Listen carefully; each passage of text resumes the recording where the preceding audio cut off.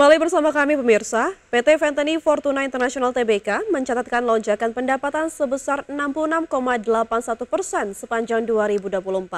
Laba bersih perusahaan juga meningkat menjadi 8,68 miliar rupiah. PT Venteni Fortuna International Tbk atau dengan kode saham VTNY membukukan pendapatan sebesar 303,54 miliar rupiah pada tahun buku 2024. Angka ini meleset 66,81% dibandingkan tahun sebelumnya yang tercatat sebesar 181,97 miliar rupiah. Laba bersih perusahaan juga meningkat menjadi 8,68 miliar rupiah, mencerminkan efektivitas strategi bisnis yang dijalankan. Kontributor terbesar berasal dari layanan B2B Financial Service yang menyumbang lebih dari 104 miliar rupiah atau sekitar 34% dari total pendapatan. Selain itu, peningkatan jumlah pengguna aplikasi Venteni Employee Super Apps juga berkontribusi besar dengan porsi 37,34% atau setara dengan 113,35 miliar rupiah. Adapun Venteni juga aktif menjalin kolaborasi dengan perbankan seperti Bank MNC dan Bank Mayapada, serta dukungan dari instansi pemerintah seperti Dinas Koperasi dan UMKM Sumatera Selatan. Menyebut tahun 2025, perusahaan akan membuka sinergi dan fondasi pertumbuhan dengan peningkatan kehati-hatian. Fokus utama tetap pada dukungan terhadap UMKM dan peningkatan kesejahteraan karyawan melalui solusi teknologi yang inklusif. Berbagai sumber IDX News. Pemirsa, PT FKS Food Sejahtera Tbk, produsen makanan ringan seperti taro dan bihunku, menatap optimis tahun 2025. Momentum pencairan gaji ke-13 dan libur sekolah pada Juni hingga Juli 2025 dinilai sebagai peluang emas untuk mendorong daya beli masyarakat. PT FKS Food Sejahtera Tbk menatap optimis tahun 2025. Tren pasar makanan ringan masih menunjukkan potensi pertumbuhan positif, khususnya segmen extruded snack yang tumbuh di atas 10% per April 2025. Melihat kondisi ini, Aisyah menggenjot penetrasi pasar melalui penyebaran produk yang lebih luas dan merata, termasuk menyediakan lebih banyak alternatif produk untuk semua golongan masyarakat. Melalui divisi riset dan pengembangan, Aisyah menyiapkan varian produk baru yang sesuai tren dan selera konsumen. Inovasi rasa dan jenis produk menjadi salah satu cara untuk menjaring konsumen baru dan mempertahankan loyalitas pelanggan lama. Pada kuartal pertama 2025, Aisyah mencatat penjualan sebesar 481,47 miliar rupiah, tumbuh 4,5% dibanding periode yang sama tahun lalu. Laba bersih pun melonjak drastis hingga 221,93% secara tahunan menjadi 34,93 miliar rupiah. Pertemuan ini menjadi fondasi kuat bagi Aisyah untuk tetap menjaga performa sepanjang sisa tahun. Perusahaan berkomitmen menjaga produktivitas fasilitas produk, efisiensi operasional hingga mutu produk demi mempertahankan kinerja keuangan yang solid. Fokus utama perseroan tetap pada pasar domestik yang dinilai masih sangat potensial. Perusahaan menargetkan pertumbuhan pada level high single digit hingga double digit sepanjang 2025.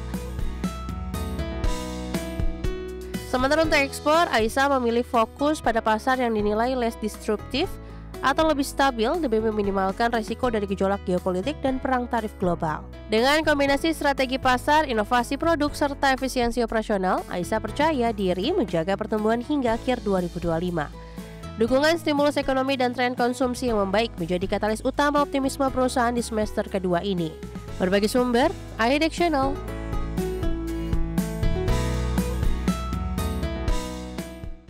Industri otomotif kembali menunjukkan dinamika menarik di sektor mobil bekas.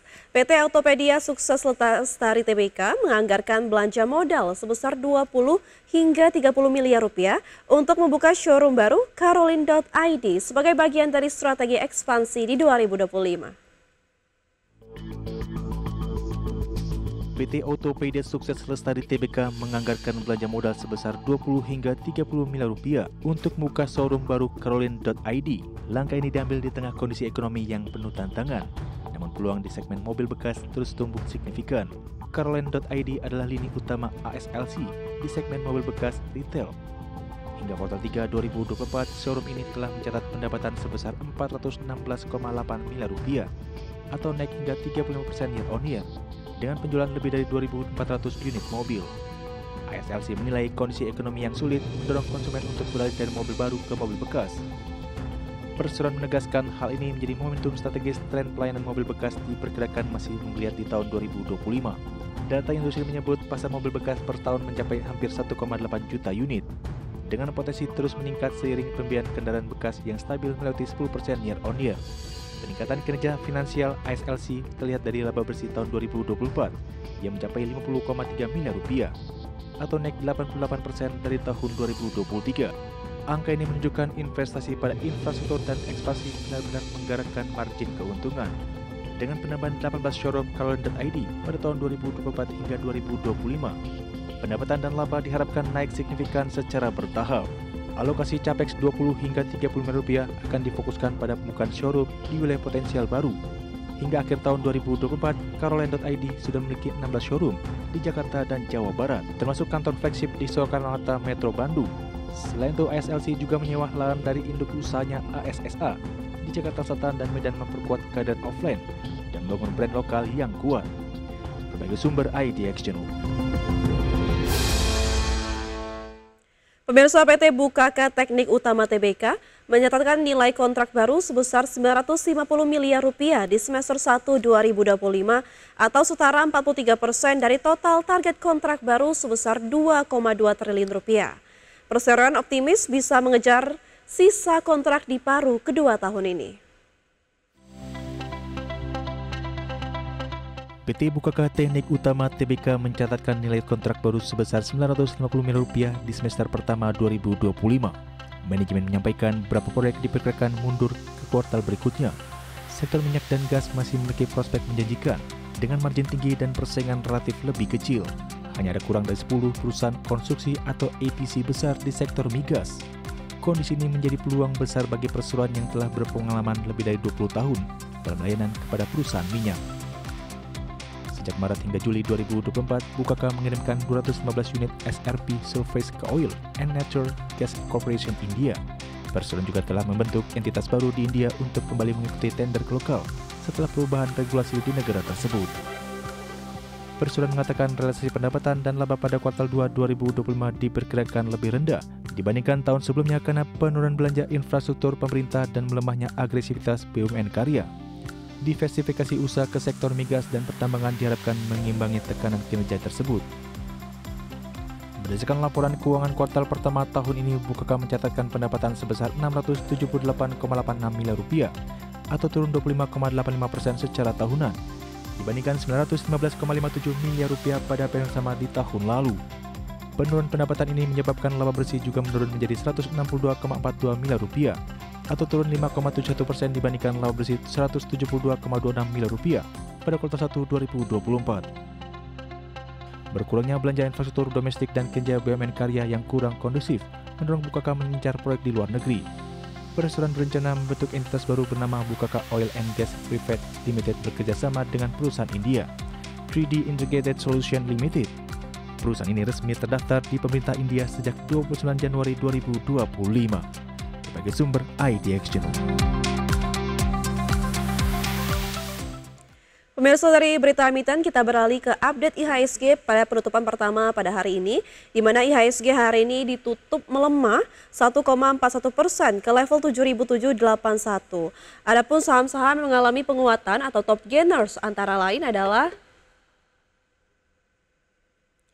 yang pertama ada ENGR yang naik 1,8%. Ada laba naik 20,26%, ada ARCI naik 6,48% dan DSSA naik 2,09%. Adapun saham-saham mengalami penurunan atau top losers antara lain adalah BBRI turun 2,54%, Antam turun 3,66%, BRMS turun 2,26% dan Bumi turun 3,15%. Adapun dari pergerakan sektoral, pemirsa, transportasi dan logistik mengalami penurunan 3,1%, barang baku mengalami penurunan 2,47%, properti 1,96% dan terakhir energi turun 1,55%. Pemirsa, kami akan kembali usai jeda berikut ini, tetaplah bersama kami.